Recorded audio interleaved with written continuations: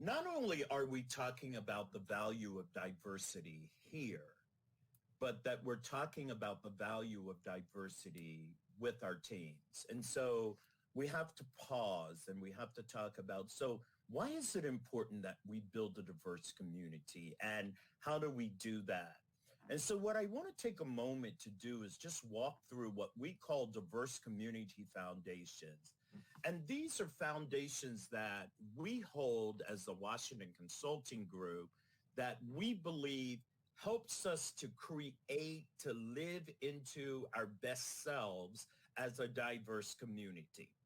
And so I want to talk about this for just a few moments and invite you to reflect as well, as many of you will be Will be doing doing the work the to work to recruit recruit a a more more diverse diverse pool. pool. I I believe believe that if you recruit with these things in mind, it helps folks to lean into a community of diversity.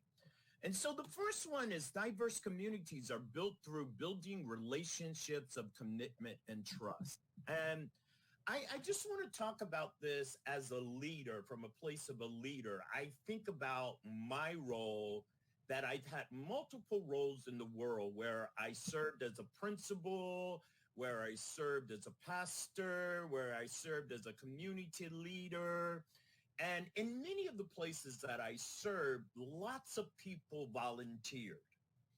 When I would ask folks what was the most necessary thing that was needed for them to be committed, it was, we need to be trusted. And it took me a while to get to this trust piece, because if you get to know Sam Offer, it's sort of kind of like for a long time have been my way or the highway. Right? And so we got some stories, right, Carmen? And so there is a value in, as leaders, when we can let our shoulders down and allow folks to really feel that we are trusting them, and that there is not only commitment on their part, but there is commitment on my part as a leader too, that I am committing myself to developing relationships with the volunteers, getting to know them, spend some time with them, not just because they do a good job, but get to know them at the human level, right? As a person and as an individual, it brings people in. One of the things that I noticed is that when folks were volunteering in places that we did volunteer work together, was that they were my biggest champions, because they would go back and say, oh my God, let's go do this because. And so as you develop that community of relationship and commitment and trust, then you bring in people, you invite in people who are willing to serve.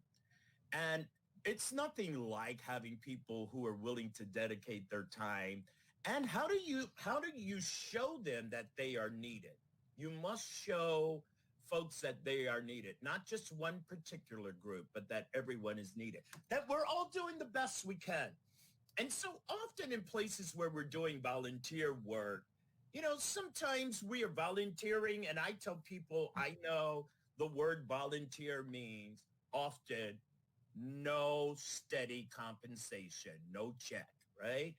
And that I am always holding that my team is doing the best they can. And I believe that when I show up honoring the work, the labor, the support, that it invites in people. Again, it will build our pool and make our pool more diverse, whether that is around gender, whether that is around race, whether that is around ability. We can think about ways that when we have folks to know that we appreciate that they're doing their best, that they will bring their full selves to what they're doing. And that we don't know all there is to know. And so as I am building a pool where folks are volunteering and I'm building a diverse community, I must listen to learn, and I must learn to listen. And so I can't, while I may be in leadership, I must be listening to the folks that are volunteering because they're teaching me. They're helping me to learn what I need to know, what I need to shift, what I need to do differently. And so I don't know all there is to know. So when I relax myself into a place where I am a learner also, and I listen to learn and I learn to listen, I believe it increases our volunteer pool.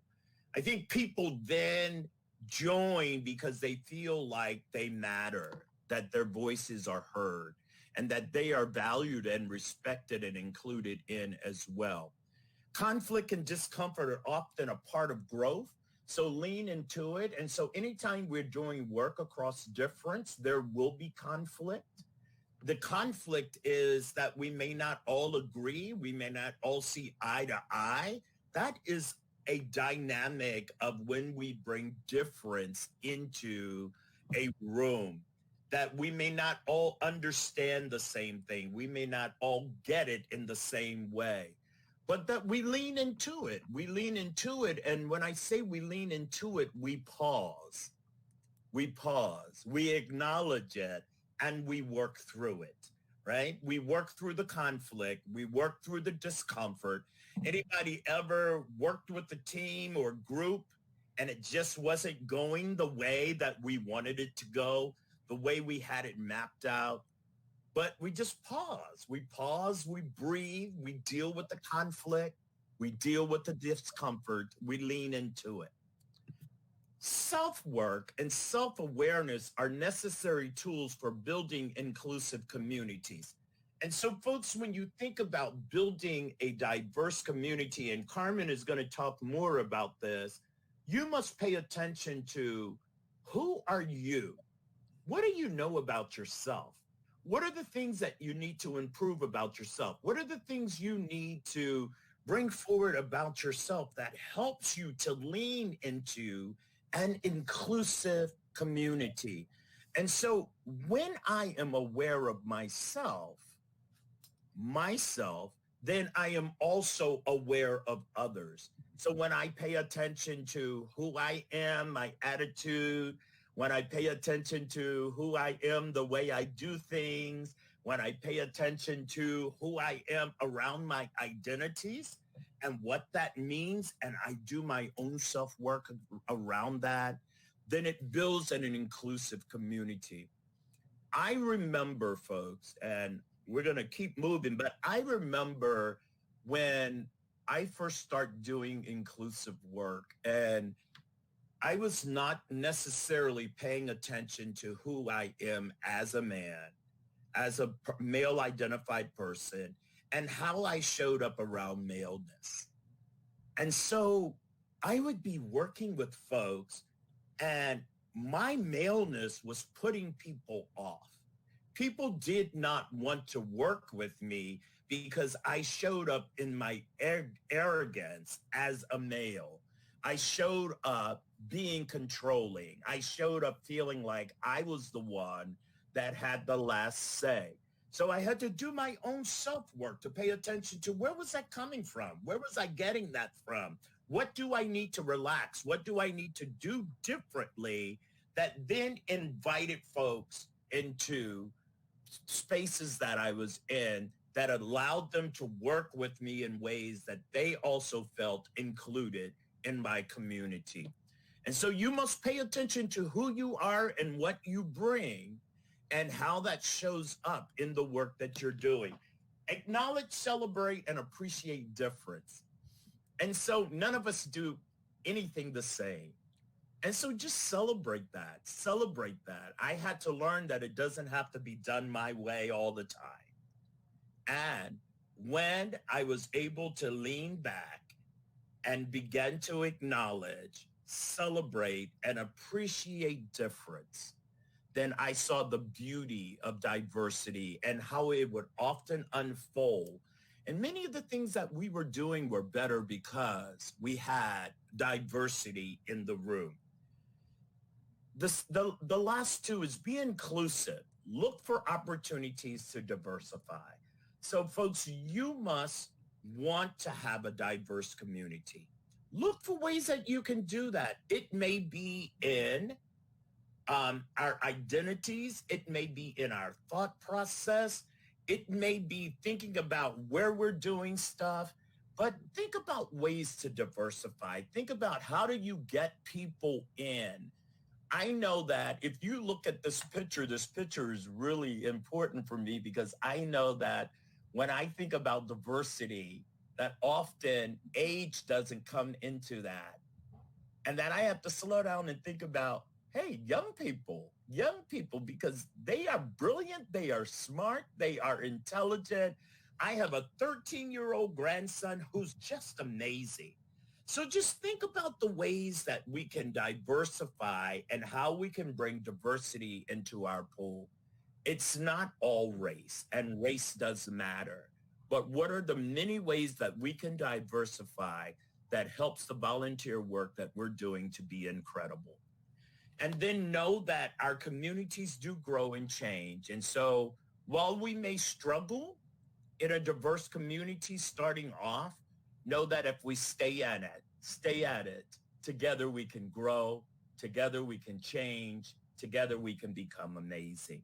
So we invite you to hold these diverse community foundations as a way of thinking, as you're building your pools, that you can hold these, that when things show up that may not necessarily go the way that you want them to go, you can go to these foundations and say, yep, conflict and discomfort are often a part of growth.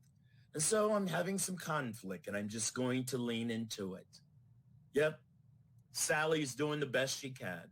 John is doing the best he can. Yep. Hey, let's invite in this person because their different perspective matters. These diverse communities help us to do that. Foundations help us to do that. Carmen, any ads before we shift? No, that's great. Yeah. Thanks, Sam. So all of these, the diverse community foundations, some of the next pieces that we're offering are either frameworks or theories or models that are designed to help you as an organization, to help you as an individual to do this, to do DEI work in your organizations, right? So this change process is based on some org culture, org psychology. It's called the diversity, equity, and inclusion change process, right? And so this is an offering, a model, a framework for you to think about as an individual person. And it's also a model that's applicable to an organization, right? And so I'll walk us through it, but it's important to know that it is not a linear process.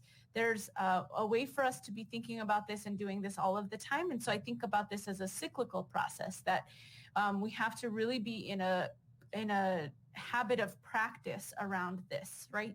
So we offer this in that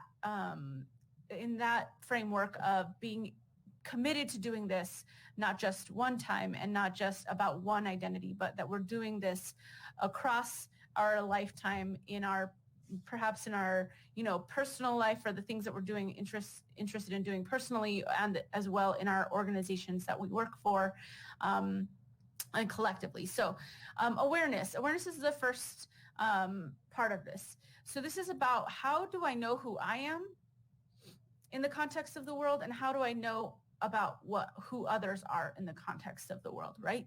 And then what are the relationships across that? So how am I connecting and reflecting on my experiences, connecting to where I grew up and what the world was like where I grew up, right? What were the values?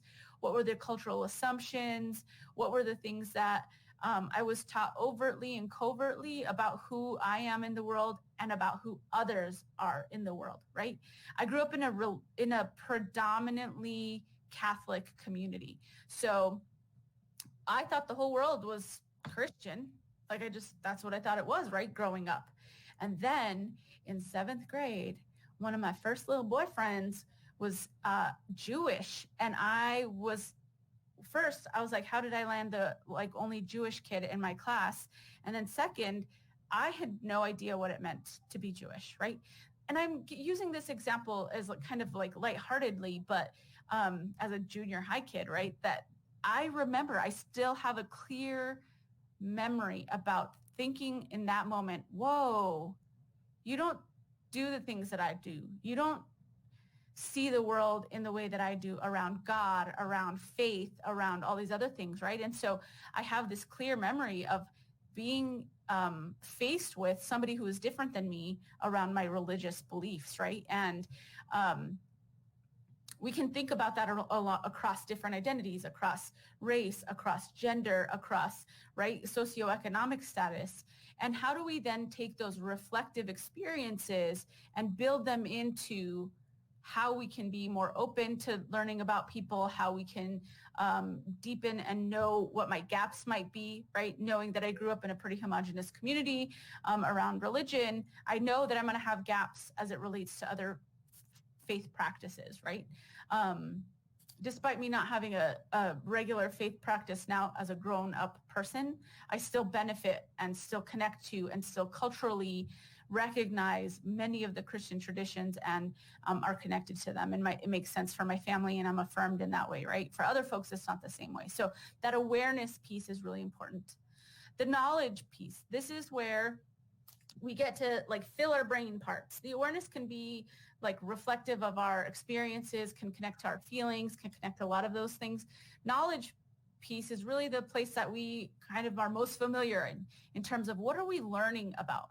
What information do we have to get to fill the gaps, right? What information do we need to know to be able to have a better baseline for the people that we're serving in our organizations? Having a better understanding of our historical context is a really important thing. If I only know what I know, then I'm not going to be able to really make sense of other people's experiences, right? I like to tell this story that recently, I'm a third grade teacher now. Not really. The kids have a third grade teacher, but I'm doing way more than I thought I would be doing. And so I'm learning again what was presented to me as a little kid. And my kid was they're learning about American history, and they had kind of like keywords. And one of the words was plantation. And the definition on this worksheet of plantation was farm, a large farm. So now I know that a plantation was not just any large farm. There's a history there. There's a lot of context that was left out of that definition. Is it appropriate for a third grader to know what a plantation is? Yes, I actually think it is, that there are ways to talk about the ways in which plantations were set up, right?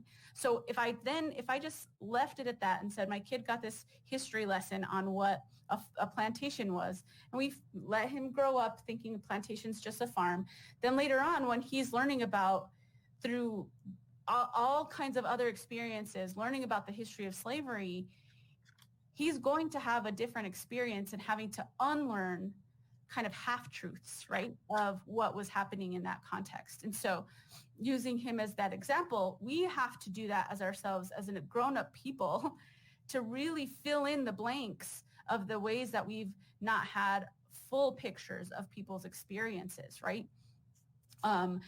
Including like the land acknowledgement that we offered this morning. That's a good example of how we also get to increase our knowledge, right? And so, yeah, I see a comment in the chat that folks who have faith that are not the kind of cultural norm in this country, and if you live, again, this is in the U.S. context, you often have to explain yourself, right? And you often have to justify what your experiences are or what matters to you. My best friend in college, and she is from college. We're still friends, thank God. She is Muslim, and she's had to take final exams on her high holidays, right? And so her faith is left up, her practice and how she gets to participate in that or not was left up to the faculty's discretion, right? And so it's those kinds of things that we have to really learn more about in that kind of more cognitive space, right? The skills piece is how do we take our awareness, our knowledge of our own selves and other people's experiences, and building out our own knowledge of history and current dynamics, and then apply that awareness and knowledge in in an environment, right? So how am I engaging when I see something that's happening? How am I, when somebody says a joke that's a little off color or right on the edge of, we probably shouldn't be talking like that or joking like that, not in this politically correct way, but when we go back to the idea of having people feel like they belong and that they matter, that it would be connected to that idea, right? How do we diagnose and intervene when we see something? This is not just the ability to say, oh, I know how to define sexism in the workplace, but when we see it happening by having folks be interrupted often, by having women and trans and gender nonconforming folks be not included in committees, or how are like those kinds of things where we are seeing the dynamics of sexism show up as an example. How do we know how to diagnose that and intervene on that, right?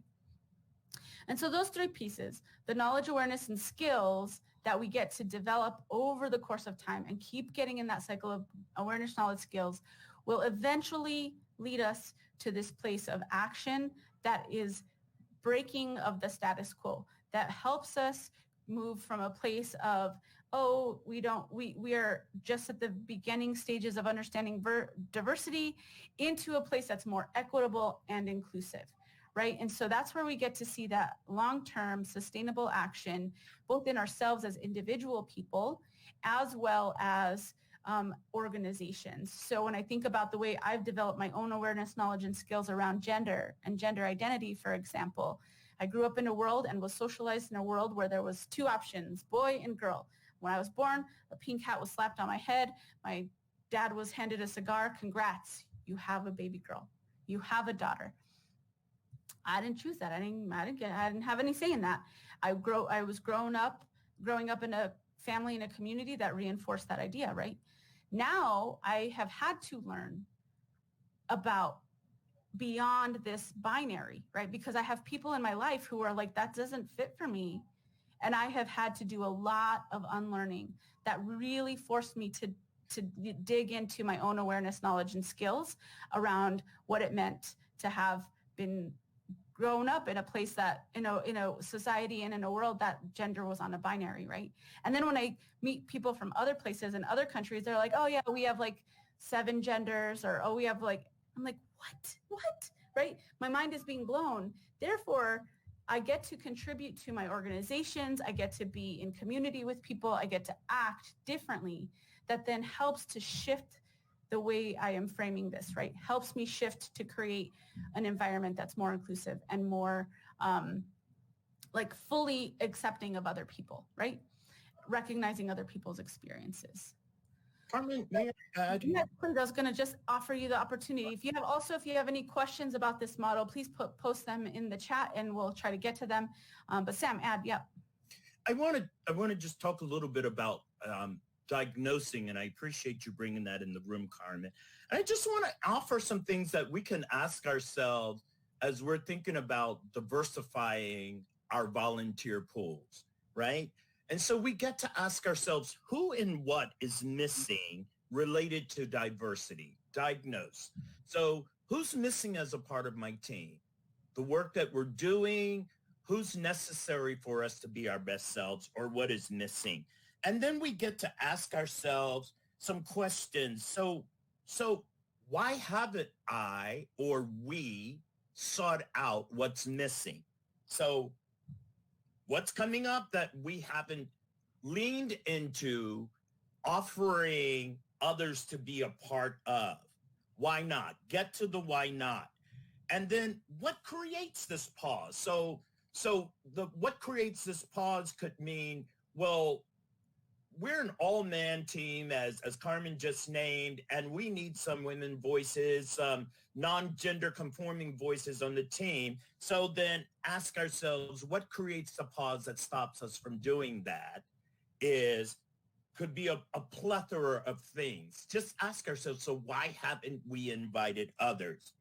And then how will this impact me as a leader? How will this impact my organization? Or how will this impact my team? So if we move in this way, what's the impact this will have on me? on my team and on my organization. Again, this is through a lens of diversity. If we add more diversity to our team, what's the impact of that? And then ask ourselves, what are the things that we will gain adding diversity to our group? So if we add disabled or differently able folks to our team, what's the value there? Or what's the loss when we don't, right? That then have us to pay attention to diagnosing in a way that helps us to understand the value of difference. And I think in our clip, when Apple was talking about the 68 people, what they talked about was the power of difference, because there was so much more present in that place of diversity. And so I just wanted to offer us some ways to think about diagnosing and bringing and inviting in folks to be a part of our team. And these are some things that we can consider. And I'll make sure I put these questions in our documents as well, so that folks can have them. Thanks, Carmen. Thanks for that, Sam. So if I think about the ways I had worked with an organization that was their primary goal is to address homelessness in our community, for example. And all of our volunteers were on board with the mission. So if I think about how to use this awareness, knowledge, skills, action model in that framework, in that organization, I'll just using that as an example. It is many of the volunteers of the organization had never experienced homelessness, right? And so there were some that had experienced homelessness, and therefore their voices were really important on the team. But so many of the people who volunteered with the organization, because we did large scale events, we just needed tremendous amount of volunteers a lot of the time. A lot of them had never experienced the homelessness. So the ways in which you can use this model, and the way we use this model in that organization, was asking and including this framework as part of our training, to have people who have never experienced homelessness themselves go through this process. What do they know about themselves? What do they know about homeless folks? What are our assumptions about that, right? Which will lead us into, this conversation leads us into our next slide around cultural awareness, right? That we could use this model of this social, DEI change process to think about, how do we develop the cultural awareness of our teams, especially when our teams are not experiencing or don't have the same identities or don't come from the same cultural backgrounds as the people we are serving, right? So how are we understanding the differences between ourselves and the folks that we're serving, right? Whether it's from another country, whether it's a whole other experience, right? As a person who had not experienced homelessness or even housing insecurity, I had to really, really undo many of the assumptions that I had as to the root causes of homelessness, right? And then that therefore changed the way I interacted with folks and with actual homeless folks and agencies that provided services for folks, right? And so it also had an impact on the way I did all of my work in terms of whether or not, what kinds of forms we created, asked for, residency, and why did we need all that information, right? So it really informed the way I saw folks who experienced housing insecurity and who are houseless or homeless, right? So the idea of us is of us really developing our cultural awareness of not just like what we would consider culture, right, around race or ethnicity, but like cultures of peoples. If we're thinking about young people, if we're thinking about homeless people, if we're thinking about the elderly, that idea of a culture of that group really fits into how do we get into the practice of awareness, knowledge, skills, and action to help us develop, hone, maintain our awareness and knowledge around someone's cultural experiences. So putting all these pieces together those are the ways that we can get into that habit of practice. So we're going to offer one last list of things. We're giving you a lot of lists, and hopefully you can take these and really use them in your organizations afterwards, and all of this information will be shared with you. So when we think about when we're trying to create community, Sam and I, and even all of y'all in the chat and in the Poll Everywhere folks have talked a lot about the importance of building community and building trust within communities, especially around volunteerism, right? We are offering this list of practices of inclusive community agreements. It's a way to be. It's an invitation to think about a way to be, not just a thing to do, right? We often think about things, ideas and concepts of what do I do in order to create more inclusive environments. And that's one piece for sure. We also have to think about how can I be this? How can I embody this, right? And so this list is a way for us to think about how to do that. So if we can create environments, create volunteer groups, create opportunities for people to engage from this standpoint, from these agreements, then this will help us set up a more inclusive community, right? And a more diverse community that really, like somebody had talked about, that is beyond like what something shiny would say on a website. This would be, how do we really try to value people for who they are and what they are, right? So having open and honest communication is a key part of that. That might be like being able to say, I don't know what you're talking about. I'll use my work with the homelessness organization and my own experience in that as a way to kind of frame some of these. So for me, rather than trying to pretend that I know what it's like to be homeless or have that experience, that I would be able to say I have not had that experience before, and what you're saying to me is landing like heavy in my heart, right? Being able to say that interpersonally would be able to do that. In our organizations, how are we able to say we have a gap here because we don't have anybody on our board that has experienced this? We don't, right? Being able to say open and honest things is really important. That we have a framework that all perspectives are valid and welcome when people are wanting to participate and be in the community, right? This is not the place where we say the folks who are here to just disrupt and wreak havoc, those are welcome here. Although sometimes it does take us to a place of having to say, okay, I feel like you're here to disrupt a space. Let's talk about that. And we can be in that place of open and honest communication to get to that place of saying, okay, then let's hear from you, right? That we listen respectfully for understanding and not critique.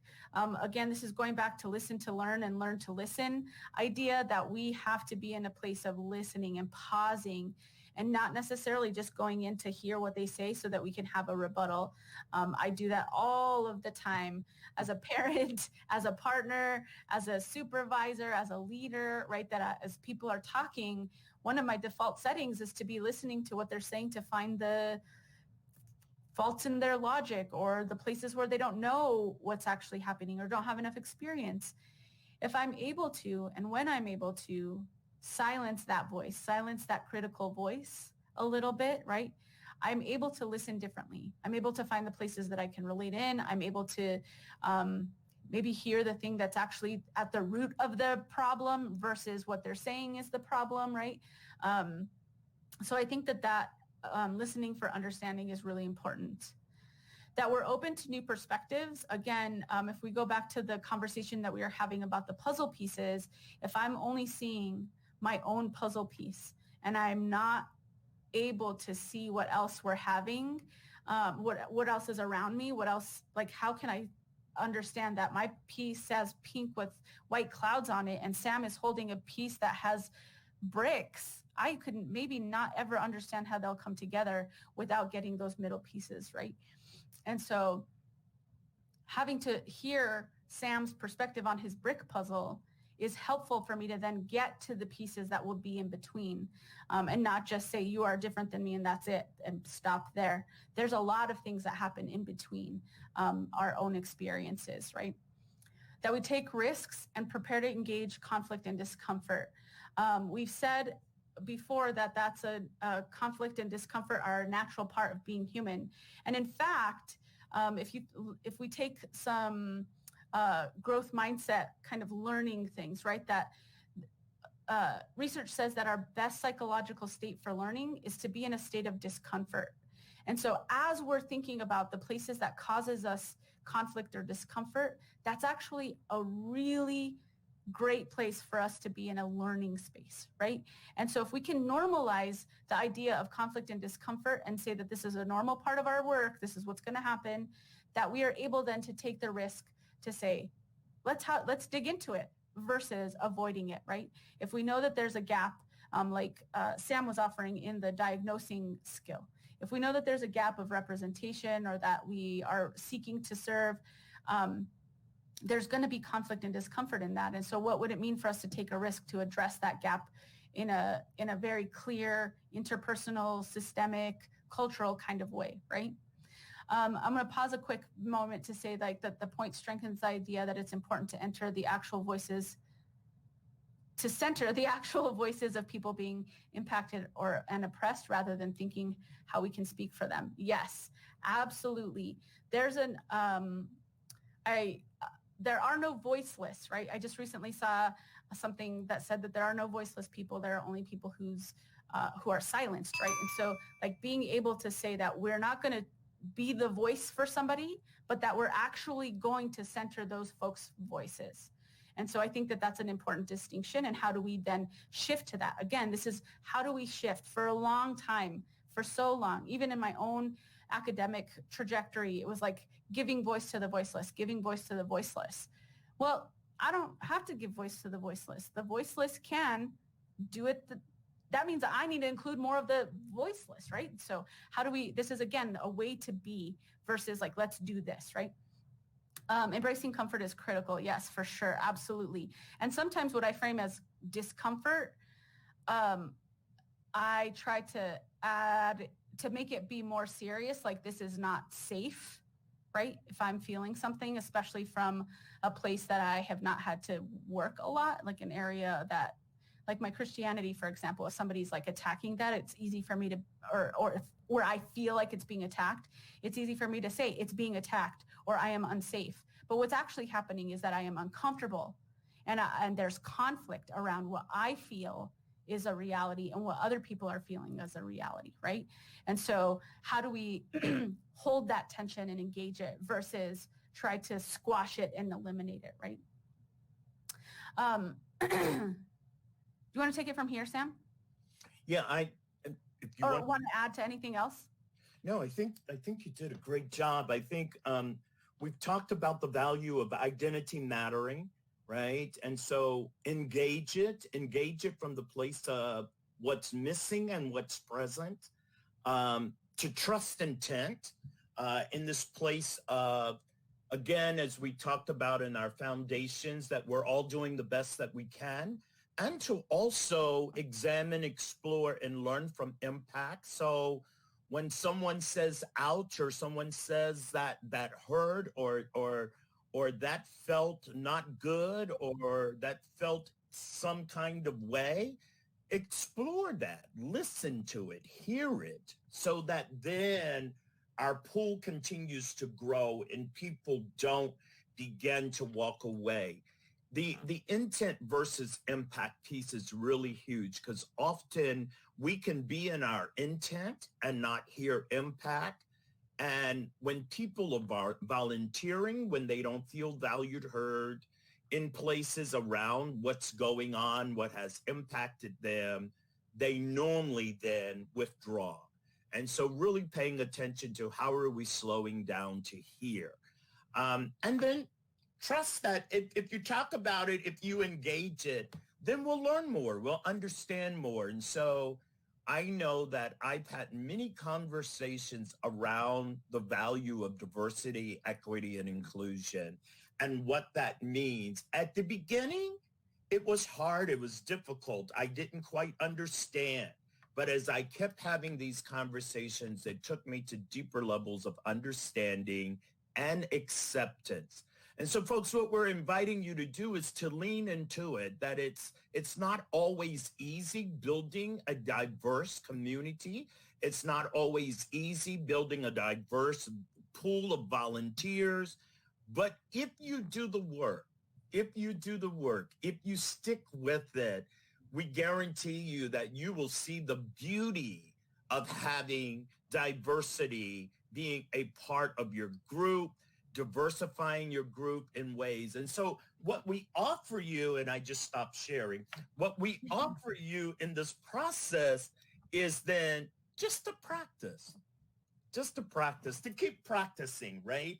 And so Carmen and I will tell you that we've been in many spaces where we've taken on new stuff. We've taken on stuff that was unfamiliar to us, but we just kept practicing and we kept trying it. We kept working at it. I love to cook. And so I tell people I make the best crab cakes in the world. Take me up on it, right? But it didn't happen on day one. I love doing this.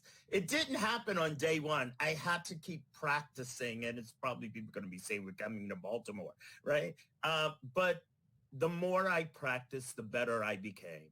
And so what I want you to hold that as we think about building a diverse community, particularly in the space of volunteering, I want you to think about how do you practice that? And it will become a part of the way you do your work, the way you move forward. And so we offer these things to you as a way of thinking about how do you understand the value of diversity, equity, and inclusion. We have a couple minutes left. We don't know if folks have a couple of questions that you want to ask us. Can I ask Sam about the practice? Please. Somebody in the chat asked you to ship some crab cakes to Tampa also, by the way. So the practice piece is really, really critical. As Sam and I have trained together for years. And one of the things that we might both identify as people of color, but we definitely don't experience the world the same, even as people of color. So we have racial difference within our group, within our pairing, right? There's also gender differences. And so some of the pieces where we have had conflict has been around the way gender has shown up in our facilitated spaces, in the way we hold space. And part of that has been not just me as the person who was often the person who was affected by it, but it was that Sam had then learned and then engaged it himself.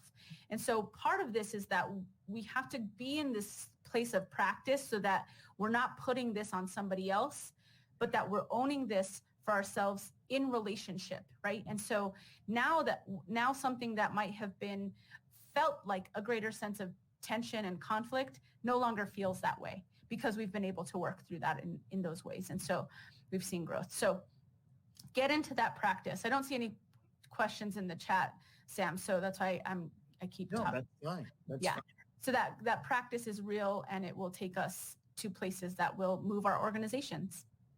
Yeah. And, folks, we do diversity all the time. We do it all the time. We're not unfamiliar to diversity. Even in our families and places where there are similarities, diversity show up all the time. And so we've had practice as to how to engage it. Just slow down and think about what we've done, right? Carmen's talked about being a parent, right? Diversity is we're parents, and then we have children, right? There's difference there that shows up. And if we slow down and think about what we did then, lots of that is transferable. Mm-hmm. And we're able to use those skills as well. We want to thank you so much for being with us for this time and in this conversation. We hope that this has been helpful to you. The presentation is logged into the document, and so you will have a copy of that. And my information and Dr. Rivera's information is there as well. And so you can grab that. You can also reach out to www.washingtonconsultinggroup.net, and you can find our information there as well. Thank you so much for joining us. We wish you a great rest of the day. Thank you. Thank you all so much. Carmen and Sam, you all are extraordinary, and we have just been, this has just been such a treat, as you can see in the chat. For the attendees, please go ahead and fill out the survey. Both of these individuals love to hear your feedback, although I think we know what they will hear from you all based on the chat. And that will be helpful for us as we plan future opportunities to serve the volunteerism landscape, those of you who are volunteer engagement leaders. Our keynote is from CEO of the Points of Light Foundation, Natalie Paquin, and that starts at 11:15 Eastern Standard Time. These recordings will be available next week. You'll get lots more information about being able to access materials as well as the recording soon. All right, you all take care, and take care, Dr. Rivera and Reverend Offer. Thank you. Thanks. Bye-bye. Let's do your conference. Bye. Bye.